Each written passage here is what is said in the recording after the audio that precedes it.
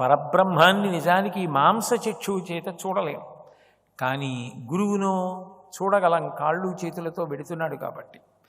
అంటే భక్తి ఉండడం వేరు, భక్తి గుణంగా మారడం వేరు. భక్తి గుణంగా మారితే ముక్తికి దగ్గర పడుతున్నాడు అని గుర్తు. అట్లాగే అత్యంత ప్రధానమైనటువంటి గుణములలో ఒకటి క్షమాగుణం. క్షమ అంటే ఓర్పు. ఎంత ఓర్పు కలిగి ఉన్నాడో ఈశ్వరుడికి అంత ప్రీతి. అందున ఎంత బాగా చదువుకున్నాడో, ఎన్ని విషయాలు తెలుసుకుని ఉన్నాడో ఆయనకి ఎక్కువ ఓర్పు ఉండాలని ఈశ్వరుడు కోరుకుంటాడు. ఎందుకనంటే శక్తి ఎవరికి ఎక్కువ ఉంటుంది?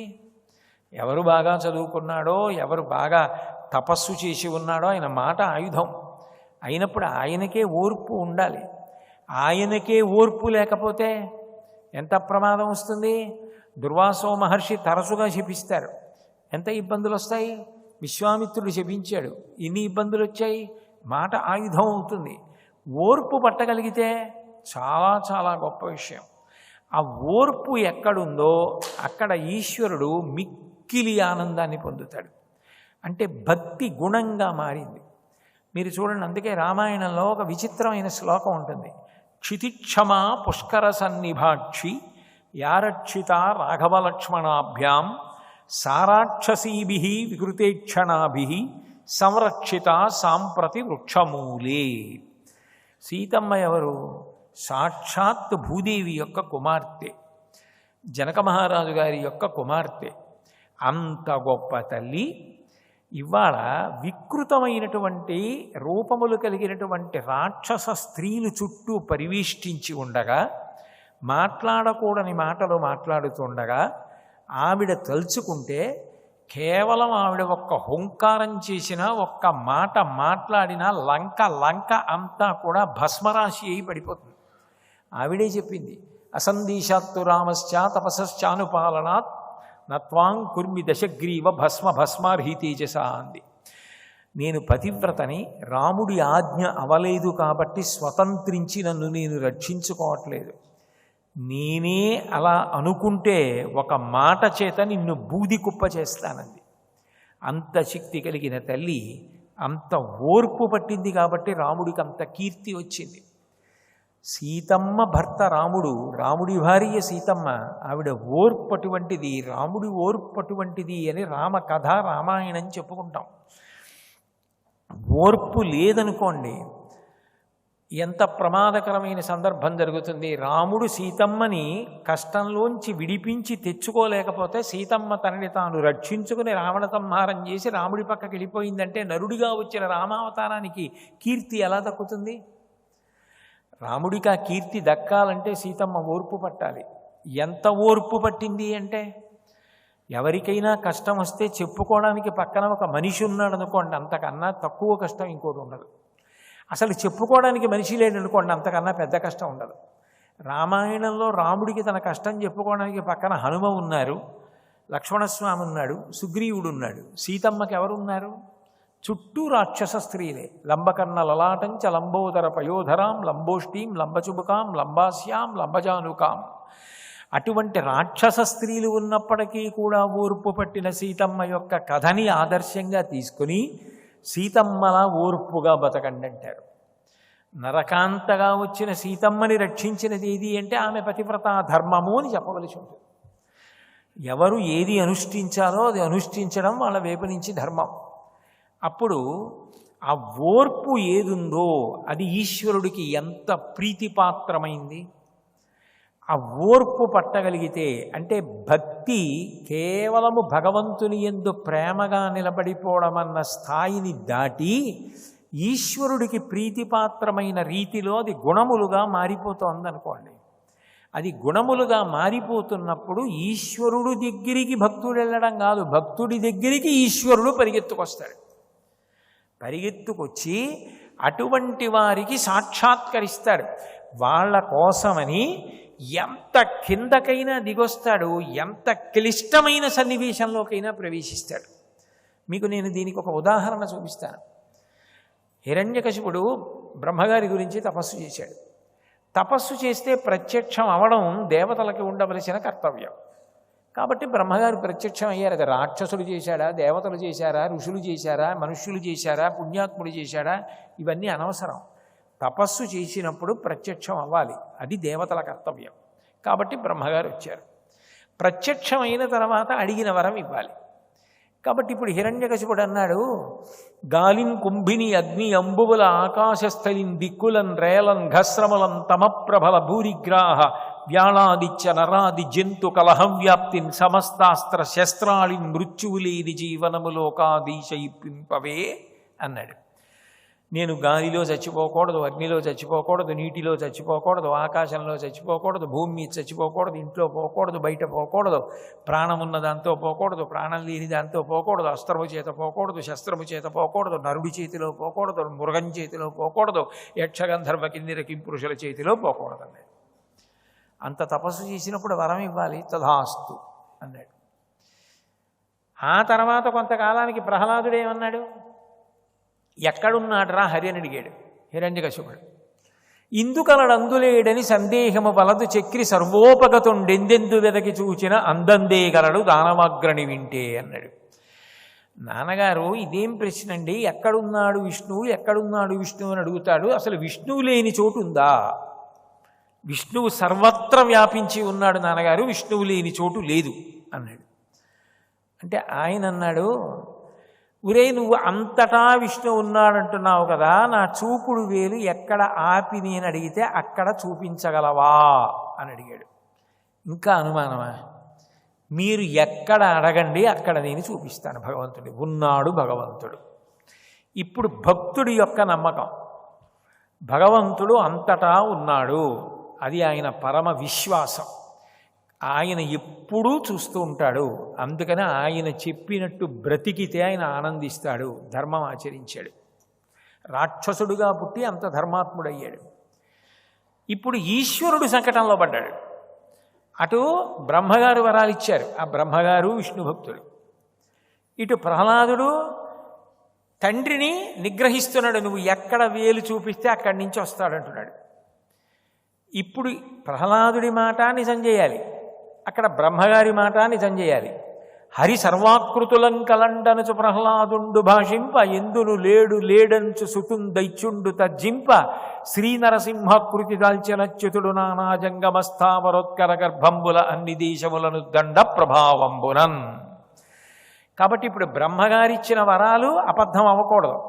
అందుకని రాత్రి కాదు పగలు కాదు ప్రదోష వేళ, ఆకాశంలో కాదు భూమి మీద కాదు తన తొడల మీద, నరుడు కాదు మృగం కాదు నరసింహం, బతికున్నవి కాదు చనిపోయినవి కాదు, కోసేస్తే బాధపడవు పెరుగుతుంటాయి గోళ్ళు, అస్త్రములు కాదు శస్త్రములు కాదు, ఇంట్లో కాదు బయట కాదు గడప మీద, ఇన్నిటికీ మినహాయింపు తెచ్చి బ్రహ్మగారి గౌరవాన్ని నిలబెట్టాడు. ఎక్కడ ఈ వేలు చూపిస్తాడో హిరణ్యకశిపుడు అక్కడి నుంచి బయటికి రావాలి, ప్రహ్లాదుడి మాట నిలబెట్టాడు. కాబట్టి నానాజంగమస్థావరోత్కర గర్భంబుల అన్ని దేశములను ఉద్దండ ప్రభావంబునన్, ఈ విశ్వమంతటా కూడా ఒక పెద్ద నరసింహస్వరూపం అయిపోయాడు. ఇప్పుడు ఎక్కడ చూపుడు వేలు హిరణ్యకశిపుడు పెడితే అక్కడి నుంచి రావాలి. స్తంభాన్ని చూపించాడు, అందులోంచి బయటకు వచ్చాడు. అంటే ఇటు ప్రహ్లాదుడి మాట నిలబెట్టాలి, అటు బ్రహ్మగారి మాట నిలబెట్టాలి. ఇద్దరి మాట నిలబెట్టడం కోసం ఎంత పరుగులు తీశాడు భగవంతుడు. ఎందుకు పరుగులు తీశాడు? ఎంత తులసి అర్చన చేశాడు, ఎంత బిల్వార్చన చేశాడు, ఎన్ని ఉపవాసాలు ఉన్నాడు, ఎన్ని ఏకాదశులు చేశాడు కాదు, ఎంత ధర్మాత్ముడయ్యాడు. గుణంగా మారిందా? అయితే పూజ లేకుండా ఈ గుణం రాదు, భక్తి లేకుండా ఈ గుణం రాదు. అసలు ఆ గుణం రావాలంటే భక్తి ప్రారంభం, అక్కడ ఉండాలి భక్తి. అసలు ఆ భక్తి ఉందనుకోండి, అప్పుడు అసలు మీరు విత్తనాలు వెయ్యాలనుకోండి, మీరు పొలాన్ని దున్నినంత మాత్రం చేత విత్తనాలు వెయ్యలేరు, వర్షం పడాలి. వర్షం పడితేనే భూమి దున్ని విత్తనం వేయగలరు. భక్తి ఉంటేనే గుణంగా మారడం. అసలు భక్తి పూజ ఇవి లేకుండా గుణాలుగా మారే అవకాశం ఉండదు. అందుకని ఎప్పుడైతే అది ఈశ్వరుని యందు అంత నిరతిశయ భక్తిగా మారిపోయి ఏ ప్రాణి యందు ద్వేషం లేకుండా ప్రహ్లాదుడి నిలబడిపోయాడో, తన భక్తుడై బ్రహ్మగారు తన కర్తవ్యాన్ని నిర్వహించి వరమిచ్చాడో ఇద్దరి మాట నిలబెట్టడానికి జగత్తంతా నరసింహంగా మారి నరసింహస్వామిగా భగవానుడు రావలసి వచ్చింది. అంటే భక్తి ఏం చేస్తుంది అంటే మనం భగవంతుడి వెంట పరిగెత్తడం కాదు, భగవంతుడు మన వెంట పరిగెత్తేటట్టు చెయ్యగలదు గుణములుగా మారిపోయినప్పుడు. ఇది భక్తికి ఉండేటటువంటి గొప్పతనం. ఇది చరమస్థాయికి వెళ్ళిపోయినప్పుడు చిట్ట చివరి స్థాయికి వెడితే ముక్తి, అక్కడ ముక్తినిస్తుంది. అందుకే అసలు భక్తికి ప్రారంభం ఎక్కడ అంటే గుణముగా మారుతుంది. మీరు అందుకే కొంచెం జాగ్రత్తగా గమనిస్తే భక్తిని గుణంగా మార్చడం కోసమే పూజ ఇస్తారు. పూజ ఎందుకు చేస్తారు? భక్తితో చేస్తారు. పూజ ఎప్పుడు చేస్తారు? మధ్యాహ్నం 11ంటికో సాయంకాలం 3ంటికో చేయరు. తెల్లవారుజామున నిద్ర లేవగానే స్నానం చేసి పూజ చేస్తారు. మొదటి పని ఏది అంటే పూజ. పూజ ఎందుకు చేయాలి అంటే నిజానికి పూజ ఎందుకు చేస్తారంటే మీకు ఉన్నటువంటి భక్తిని గుణంగా మార్చుకోవడానికి చేసే సాధనకే పూజ అని పేరు. నిజానికి పూజలో 64 ఉపచారాలు చెయ్యాలి. అందులో అమ్మవారికి కోట కూడా కట్టాలి, చతుషష్ట్యుపచారాఢ్య అని. అన్ని చేయలేకపోతే షోడశోపచారములు 16 ఉపచారాలు చేయాలి. అవి కూడా చేయలేకపోయారనుకోండి 5 తప్పకుండా చేయవలసిందే. పంచసంఖ్యోపచారిణి 5 ఉపచారాలు చేయాలి. ఏమిటి 5 ఉపచారాలు అంటే గంధ పుష్ప ధూప దీప నైవేద్యాలు. మీరు దీపం ఎందుకు పెట్టాలి? అసలు పూజ ప్రారంభంలో వెలుతురు లేదా, సూర్యోదయం అవదా? ఎందుకు దీపం పెట్టడం అంటే దీపం ఎందుకు పెడతామంటే ఈశ్వర మీరు నాకు కన్నిచ్చారు, ఈ కంటికి వెలుగిచ్చారు, ఈ కంటికి ఉన్న వెలుగు చేత నేను ఎన్నిటిని చూస్తున్నాను, ఇన్నిటిని చూసి నేను సంతోషపడుతున్నాను, ఆనందపడుతున్నాను. ఇన్ని సుఖాలకు కారణమైన కన్నివ్వడం వల్ల సుఖపడ్డమే కాదు, నేను ధైర్యంగా ఉండగలుగుతున్నాను. ఈ కన్ను నేను పగటిపూటంతా యథేచ్ఛగా వాడుకుంటే బడలిపోతే రాత్రివేళ నాకు నిద్రాకాలిక సుఖాన్నిచ్చి కంటి బడలికని ఇచ్చారు. కాబట్టి నేను మీకు కృతజ్ఞతగా ఇన్ని మాటలు చెప్పడం కాదు, ఒక దీపాన్ని మీ దగ్గర పెడుతున్నాను. ఇప్పుడు భక్తి ఏమవుతోంది? గుణంగా మారుతోంది. కృతజ్ఞత చెప్తోంది ఈశ్వరుడికి. మీకు కన్నిచ్చినందుకు కృతజ్ఞత దీపం పెడుతున్నారు. మీకు భగవంతుడు నాలుకిచ్చాడు, రసేంద్రియం.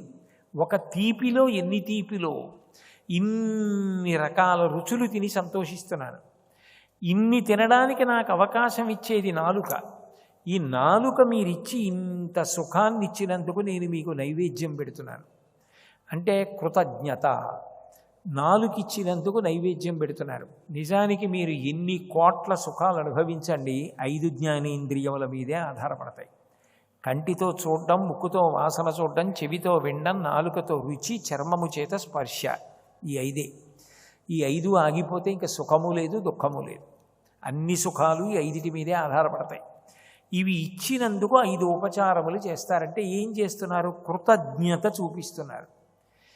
పూజ చెయ్యగా మీరేమవుతారంటే మీరు పూజనీయులు అవుతారు. ఎందుకు అవుతారు అంటే మీకు ఆ కృతజ్ఞతా లక్షణం అలవాటవుతుంది. రోజు ఈశ్వరుడికి కృతజ్ఞత చెప్పడంతో రోజు ప్రారంభమైంది పూజలో. అది క్రమంగా ఏం చేస్తుంది?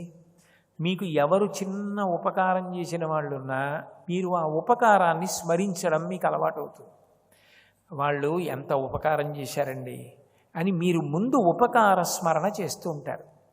ఎప్పుడైతే మీరు అలా ఇతరులు చేసిన ఉపకారాన్ని స్మరించడం అలవాటు చేసుకున్నారో మీ యందు కృతజ్ఞతా లక్షణం బయలుదేరుతుంది. అది మనిషికి ఉండవలసిన మొదటి లక్షణం. రామాయణంలో కిష్కింధకాండలో లక్ష్మణస్వామి అంటాడు, బ్రహ్మగ్నే చ సురాపే చ చోరే భగ్నవ్రతే తథా నిష్కృతిర్విహితా సిద్భి కృతఘ్నో నాస్తి నిష్కృతి అంటాడు. బ్రహ్మహత్య చేసిన వాడికి, ఎంత దోషం చేసిన వాడికి నిష్కృతి ఉందేమో కానీ కృతజ్ఞత లేని వాడికి నిష్కృతి లేదు. కృతజ్ఞత అంటే చేసిన ఉపకారములు జ్ఞాపకము ఉంచుకొనుట. చేసిన ఉపకారము జ్ఞాపకం ఉంచుకోకుండా మరిచిపోయి తిరిగి ప్రత్యుపకారం చేయడానికి సిద్ధపడని వాడెవరుంటాడో వాడు కృతఘ్నుడు. అటువంటి కృతఘ్నుడికి నిష్కృతి లేదు. కృతజ్ఞత ఉండి తీరాలి. దాన్ని ఎక్కడ మొట్టమొదట నేర్పుతారంటే పూజ యందు నేర్పుతారు. అయితే ఏమంటే భగవంతుడే ఇవి ఇచ్చాడని ఏమిటి నమ్మకం? భగవంతుడు పెట్టాడని ఏమిటి నమ్మకం? ఇవన్నీ ఇచ్చాడని ఎట్లా నమ్మాలి అంటే, ఒక వస్తువు ఉన్నది అంటే ఆ వస్తువుని పెట్టిన వారు ఉన్నారు అని నమ్ముతాం. ఇక్కడ బల్ల ఉందనుకోండి, ఈ బల్ల వేసిన వారు ఎవరో ఉన్నారు. ఈ కుర్చీ ఉందనుకోండి, ఈ కుర్చీ వేసిన వారు ఎవరో ఉన్నారు. మీరందరూ కూర్చోవడానికి ఇంత వ్యవస్థ చేశారంటే చేసిన వారు ఎవరో ఉన్నారు. ఎవరో లేకుండా ఇది జరగదు. నాకు లోపల జీవుడు ఉంటే పైన చర్మము, రక్తము, మాంసము, కొవ్వు, అస్థి, శుక్ల, మేధ అన్న 7 పొరలు ఇంత అందంగా ఎవరో కప్పారంటే కప్పినవాడు ఎవరో ఉన్నాడు. ఆయన లేకపోతే ఈ శరీరం ఇలా తయారు కాదు. రాత్రి నేను నిద్రపోయినా నా మూత్రపిండాలు పనిచేస్తున్నాయి, ఊపిరి పనిచేస్తోంది, గుండె పనిచేస్తోంది అంటే పని చేయిస్తున్నవాడెవరో ఉన్నాడు. వాడు ఇక ఇది పని చేయకూడదని శాసనం చేసినప్పుడు 1,000,000 మంది వైద్యులు కూడి వచ్చినా కానీ మరణమయ్యడి వ్యాధి మాన్పలేరు. ఇది పనిచేయదు. కాబట్టి ఉన్నదాన్ని బట్టి వెనక ఉన్నవాడిని గుర్తిస్తారు. కాబట్టి వాడు ఒకడు ఉన్నాడు, వాడు నడిపిస్తున్నాడు, వాడికి కృతజ్ఞత చెప్పాలి. అక్కడ మొదలైన కృతజ్ఞత జీవితంలో చిన్న ఉపకారం చేసిన వాళ్ళకి కూడా కృతజ్ఞత చెప్పడం అలవాటై ఎంత అపకారం చేసినా మరిచిపోయే లక్షణాన్ని ఇస్తుంది. రాముడి గొప్ప ఏమిటి అంటే అయోధ్యకాండలో అంటారు, కథంచిదుపకారీణ కృతేనైకేన తుష్యతి నస్మరత్యపకారాణం శతమప్యాత్మవత్తయా. చిన్న ఉపకారం చేసినా రాముడు గుర్తు పెట్టుకుని తలుచుకు పొంగిపోతాడు. అదే రాముడు ఎంత పెద్ద అపకారం చేసినా జ్ఞాపకం తెచ్చుకోడు, అవతల వాళ్ళ మీద కక్ష పెంచుకోడు. అది మనిషికి ఉండవలసిన ఉదాత్తమైన లక్షణం. అది ఎక్కడ ప్రారంభమవుతుంది అంటే పూజలో భగవద్భక్తిని గుణాలుగా మార్చడం అక్కడ నేర్పుతారు. అందుకొచ్చింది పూజ. అందుకని పూజలో అంతర్లీనముగా ప్రతిపాదింపబడిన సిద్ధాంత వైభవాన్ని తెలుసుకోలేనంతకాలం ఏమవుతుంది అంటే అది ఒక తంతు, అది ఒక తంతుగా మిగిలిపోతుంది. గుణముగా మారే అవకాశం ఉండదు. గుణంగా మారాలి అంటే దాని తాత్పర్యము తెలియాలి. అక్కడ గురువు యొక్క అవసరం ఉంటుంది. ఇది ఎందుకు చేస్తున్నారు, దీనికి ఇది కారణము అని తెలిసినప్పుడు అది లోపల ప్రేమ గుణంగా మారుతుంది. ఆ గుణము ఈశ్వర ప్రీతికి కారణమవుతుంది. ఈశ్వర ప్రీతి చిత్తశుద్ధికి కారణమవుతుంది. చిత్తశుద్ధి ముక్తికి కారణమవుతుంది. అంటే భక్తి దగ్గర మొదలై ముక్తి వరకు ఆ ప్రవాహం అలా వెళ్ళాలి అంటే అందులో తప్పకుండా ఉండవలసినది ఏది అంటే గురువు యొక్క ప్రమేయం ఉంటుంది. భక్తి గుణంగా మారడం అన్నది ప్రధానంగా ఉంటుంది. ఈ ప్రధానంగా ఉండడంలో మీరు ఎన్ని గుణములు నేర్చుకున్నా అవి ఇతరులకు ఎంత ఉపకారం చేశాయి అన్నదానికన్నా మిమ్మల్ని ఎంత ప్రశాంతంగా ఉంచగలిగాయి అన్నది ప్రధానం. ఎందుకనంటే లోకంలో శాంతిని ఇచ్చేవాటికన్నా శాంతిని చెడగొట్టేవి ఎక్కువ ఉంటాయి. ఎక్కువగా శాంతిని చెడగొట్టే ఉన్నప్పుడు మీరు ఆ శాంతిని చెడగొట్టే వాటి వలన శాంతి కోల్పోకుండా శాంతి యందు నిలబడగలగాలి. ఆ ప్రజ్ఞ దేని వలన వస్తుంది అంటే భక్తి వలన వస్తుంది. అందుకే శంకరాచార్యుల వారు శివానంద లహరి చేస్తూ భక్తి ఎంత శాంతికి కారణమవుతుందో చెప్పారు. మీరు పూజ చేయండి, యజ్ఞం చేయండి, యాగం చేయండి, చివర ఏం చెప్తారంటే ఓం శాంతి శాంతి శాంతి. నేను ప్రశాంతంగా ఉండాలి, నా పక్కవాడు ప్రశాంతంగా ఉండాలి. అదే పరమ ప్రయోజనం. అయినప్పుడు ఆ శాంతిని ఇవ్వగలిగిన మొట్టమొదటి సాధనం ఏది అంటే భక్తి. ఆనందాశ్రుభిరాతనోతి పులకం నైర్మల్యతశ్చాదనం వాచాశంకముఖస్థితైశ్చ జఠరాపూర్తిం చరిత్రామృతై రుద్రాక్షైర్భసితేన దేవ వపుషో రక్షాం భవద్భవనాపర్యంకే వినివేశ్య భక్తి జననీం భక్తార్భకం రక్షతి అంటారు. భక్తి ఏం చేస్తుంది అంటే చూడండి, పసిపిల్లవాడు అమ్మ వచ్చి ఎత్తుకుందనుకోండి, అమ్మ ఎత్తుకుని ఒళ్ళో పడుకోపెట్టుకొని వాడిని జో కొడితే వాడు కళ్ళ వెంట ఆనందాశ్రువులు రాలుస్తూ సంతోషపడిపోతూ పులకాంకురములు పొందుతాడు అమ్మ స్పర్శ తగలగానే. భక్తి తల్లి లాంటిది. ఎప్పుడూ మనసు ఆనందంతో ఉండేటట్టు చేస్తుంది. యోగరతో వా భోగరతో వా సంగరతో వా సంగవిహీన యస్య బ్రహ్మణి రమతే చిత్తం నందతి నందతి నందత్యేవ. కష్టంలో ఉండనివ్వండి, సుఖంలో ఉండనివ్వండి, ఎట్లా ఉండనివ్వండి, ఎప్పుడు భగవంతుడు జ్ఞాపకానికి వచ్చేటట్టుగా చేసి పరమ ప్రశాంతంగా ఉండేటట్టు చేస్తుంది.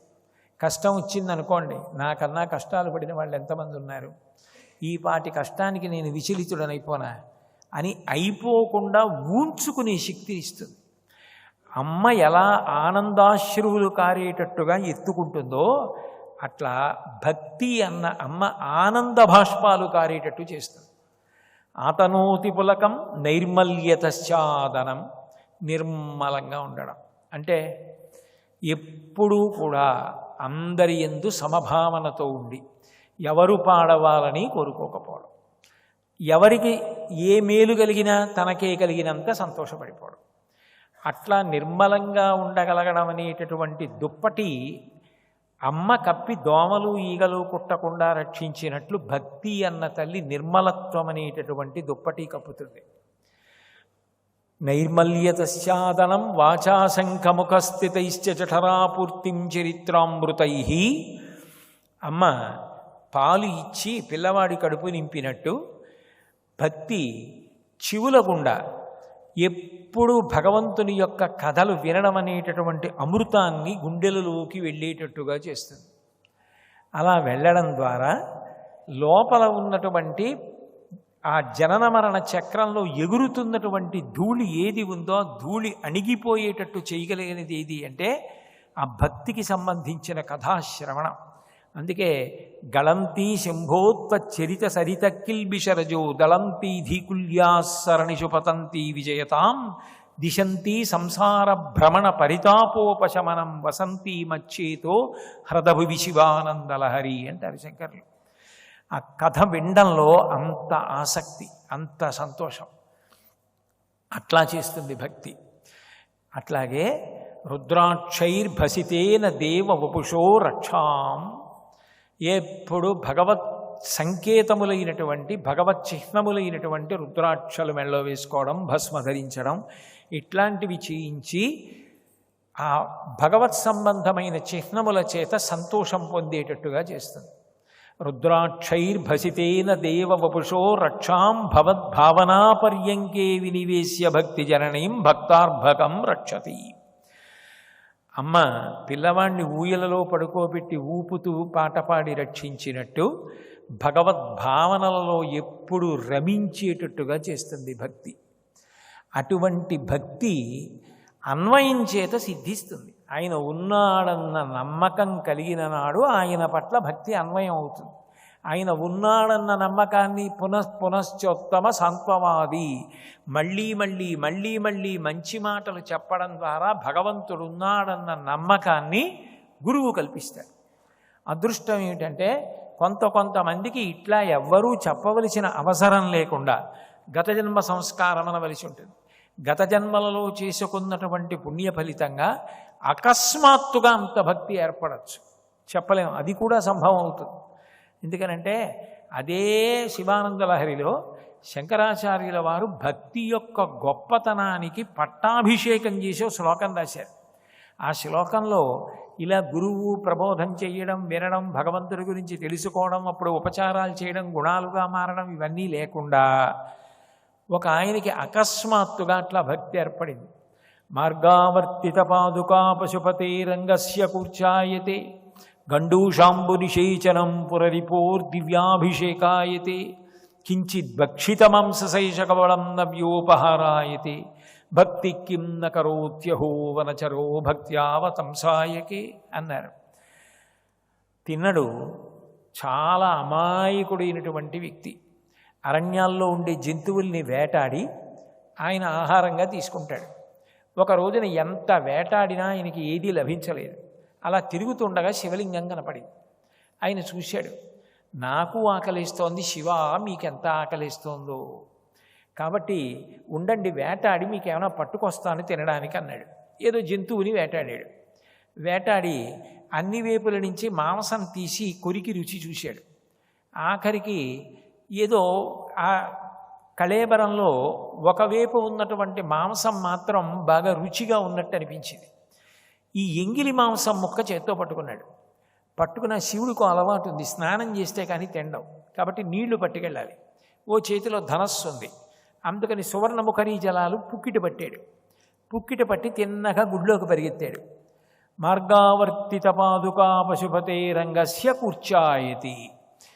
కూర్చా అంటే ఆ నిర్మాల్యం, శివలింగం మీద ఉన్న పువ్వులు పత్రి మొదలైనవి తీసేయడానికి వాడేటటువంటి మెత్తటి కూర్చ, బ్రష్ అంటారు కదా, అటువంటిది అని ఒక గుర్తు. ఆయన కన్నిచ్చినప్పుడు కనుబొమల మధ్యలో ఉంచబడినది అని ఒక అర్థం. ఇప్పుడు ఆ చెప్పు పెట్టి నిర్మాల్యం తీసేశాడు. శివుడు అన్నాడు, ఎంత గొప్పగా తీసావురా నిర్మాల్యం, నువ్వు మహాభక్తుడి అన్నాడు. ఆయన చేశాడని నేను చేయొచ్చా? ఆయనకు అంతవరకే తెలుసు. ఆయనకి శివుడి మీద అంత భక్తి ఉంది. ఆయనకి శివలింగం కాదు, శివుడే కనపడ్డాడు. నేను ఆ స్థాయికి ఎడితే ఏమో, నేను ఆ శివుడు అక్కడ కనపడనంతసేపు అది భక్తి ఎట్లా అవుతుంది, ఉపచారం ఎట్లా అవుతుంది? రంగస్య కూర్చాయతే గండూషాంబు నిషేచనం పురరిపోర్ దివ్యాభిషేకాయతే. ఆ పుక్కిట పట్టి తెచ్చిన ఎంగిలి నీళ్లు శివలింగం మీద ఉమిసి నీకు స్నానం చేయించానన్నాడు. గొప్ప అభిషేకం చేశావురా అన్నాడు. కించిత్ భక్షితమంశశేషకబలం నవ్యోపహారాయతే. తింటావా తినవా, ముందు నువ్వు తింటే తింటానని ఎంగిలి మాంసం మొక్క పెట్టాడు. తిన్నాడు శివుడు. భక్తి కిం నకరోత్యహో వనచరో భక్తావతంసాయకే. భక్తి కన్నా గొప్పది ఎక్కడుందిరా? ఉత్తమ భక్తుణ్ణి చేసి కన్నప్ప కొండ మీద కూర్చుంటే కాళహస్తీశ్వరుడు కింద కూర్చున్నాడు శ్రీకాళహస్తిలో. శ్రీ ఉమామహేశ్వర పరబ్రహ్మార్పణమస్తు. స్వస్తి.